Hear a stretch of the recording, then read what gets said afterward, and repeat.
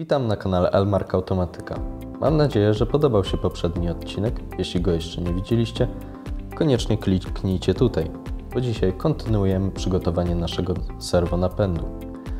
Pamiętajcie o zasubskrybowaniu naszego kanału i zostawieniu łapki w górę, aby nie ominęła Was tematyka serwonapędów.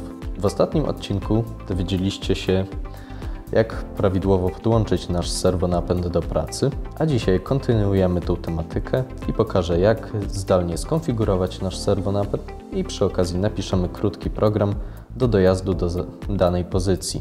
Nasz serwonapęd będzie składał się z tych samych komponentów co poprzednio, czyli sterownika PLC, serwosterownika i serwosilnika, ale dla celów estetycznych umieścimy go w ładnej obudowie.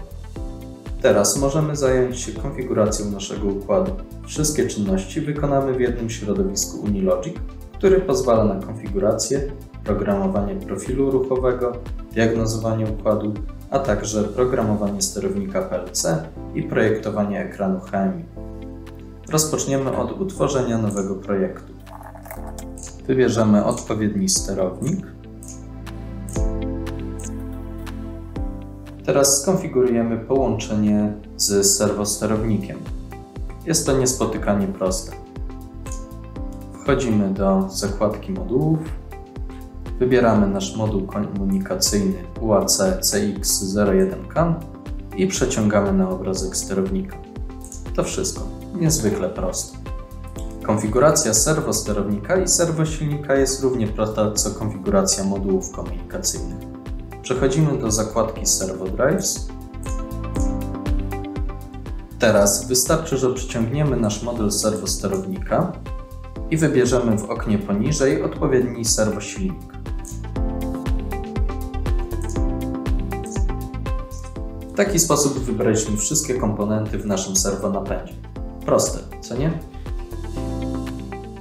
Teraz czas na skonfigurowanie naszego napędu. W tym celu przechodzimy do Servo Configuration.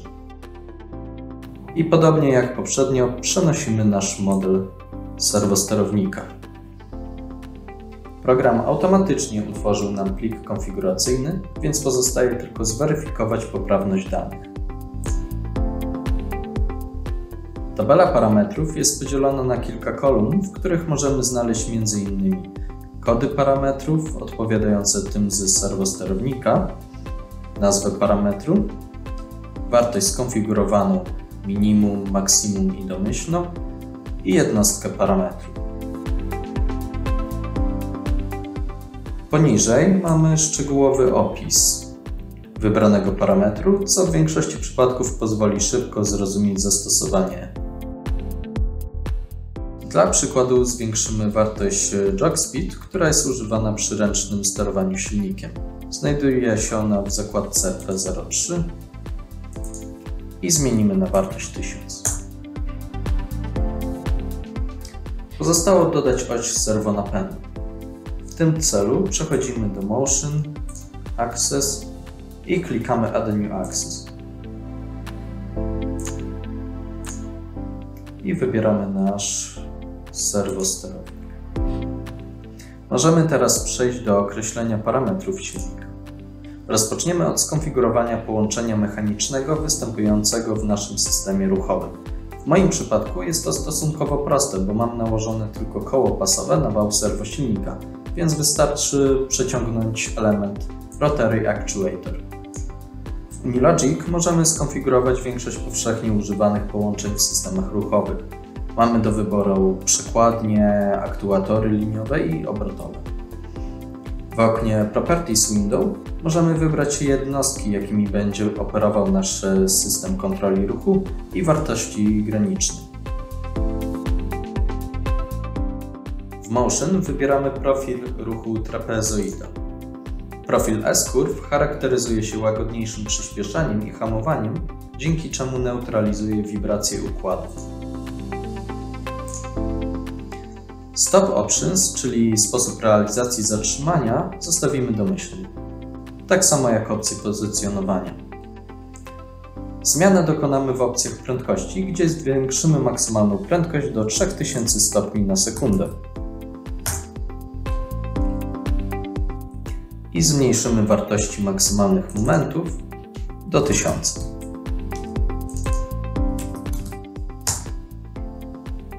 Jako że nie mamy czujnika do ustawień referencji pozycji, to wybierzemy metodę Homing 35. Pozostało ustawić sposób nawiązywania kontaktu z sterownikiem PLC. Do tego wykorzystamy łącze internetowe. Przechodzimy do PLC Communication i panel Ethernet. Teraz wystarczy, że wpiszemy nasz adres IP, który ustawiliśmy na sterowniku PLC. Teraz możemy potwierdzić połączenie z sterownikiem PLC w PLC Communication. Klikamy i jak widać mamy potwierdzone połączenie.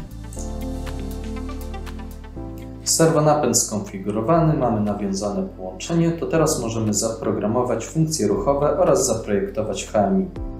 Zrobimy program do najazdu do określonej pozycji wpisanej przez użytkownika. Zacznijmy od zaprojektowania ekranu HMI. W tym celu przechodzimy do zakładki HMI. Potrzebne komponenty znajdziemy w zakładce Toolbox.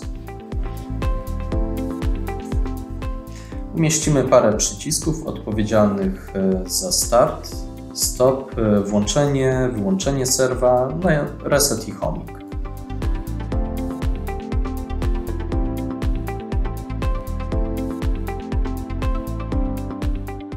Też umieścimy kilka wyświetlaczy do wpisywania zadanej pozycji i pokazujące parametry takie jak aktualna pozycja, prędkość czy moment obrotowy.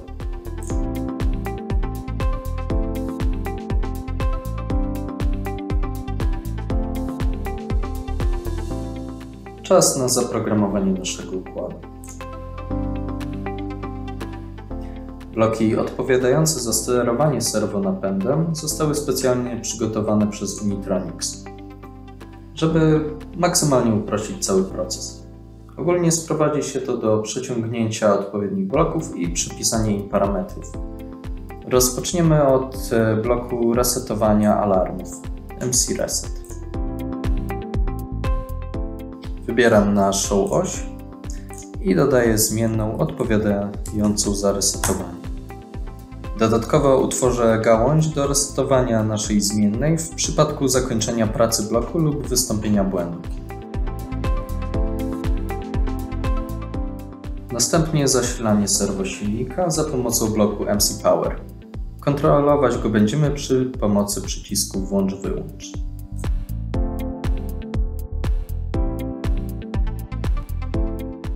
Nasz silnik ma wbudowany encoder absolutny, więc do sterowania pozycji użyjemy bloku MC Move Absolute.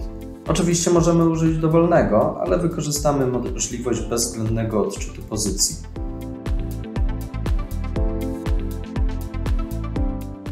Podobnie jak w resecie, musimy dodać gałąź do resetowania naszej zmiennej Rozpocznij ruch.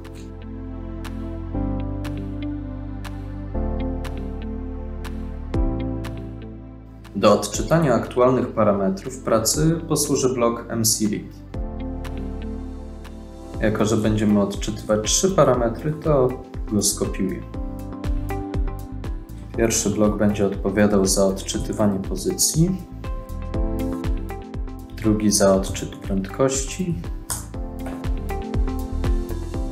a trzeci za odczytanie momentu. Zmienna General On zwraca cały czas stan wysoki, dzięki czemu możemy stale obserwować parametry naszego serwa.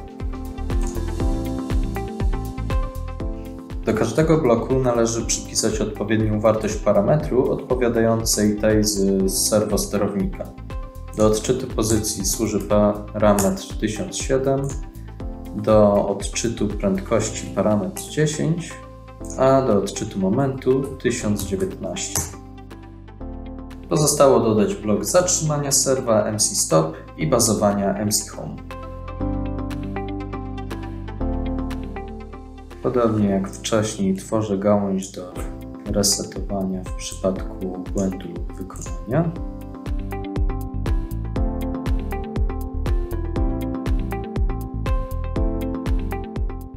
I teraz blok do bazowania. I ostatnia gałąź do resetowania zmiennych.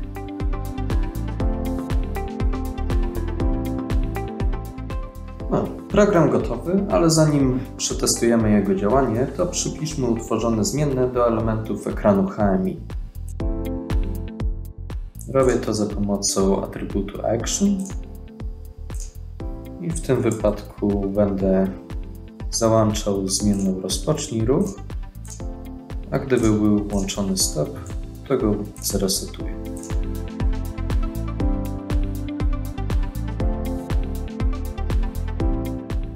Pozostało przypisać odpowiednie zmienne do naszych wyświetlaczy.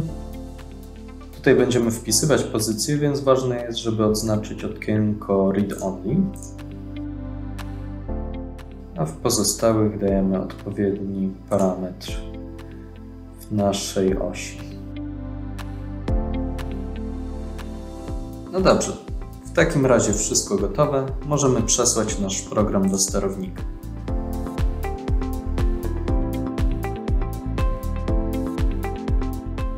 Wygląda na to, że mamy wszystko. Najwyższa pora przetestować nasz program. Działa on następująco. Zaczynamy od wpisania zadanej pozycji.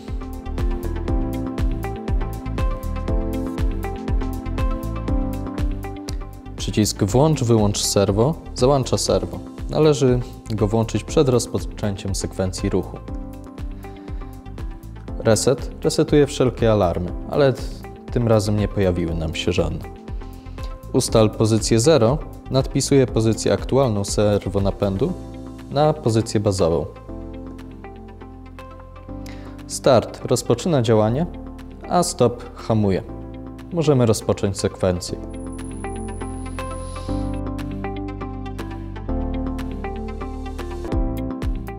Jak widać, wszystko działa. Dzięki prostocie, jakie oferują rozwiązania Unitronics, mogliśmy bardzo szybko przygotować program i skonfigurować nasz serwonapęd, by był zdolny do pracy. W dzisiejszym odcinku pokazałem, jak łatwo i szybko można skonfigurować serwonapędy Unitronics. Mam nadzieję, że wszystko było jasne, ale jeśli macie jakieś pytania, piszcie śmiało w komentarzach. Postaram się rozwiać wszelkie wątpliwości. Dodatkowo w opisie filmu umieściłem instrukcję wraz z programem, w której szczegółowo opisuję wszystko, co dzisiaj pokazałem. W następnym odcinku pokażę, jak wyregulować serwonapęd. A w międzyczasie pamiętajcie o zostawieniu łapki w górę oraz zasubskrybowaniu naszego kanału, żeby nie ominęły Was żadne tematy dotyczące serwonapędów. Na dzisiaj dziękuję i zapraszam na następny odcinek Akademii Serwonapędów.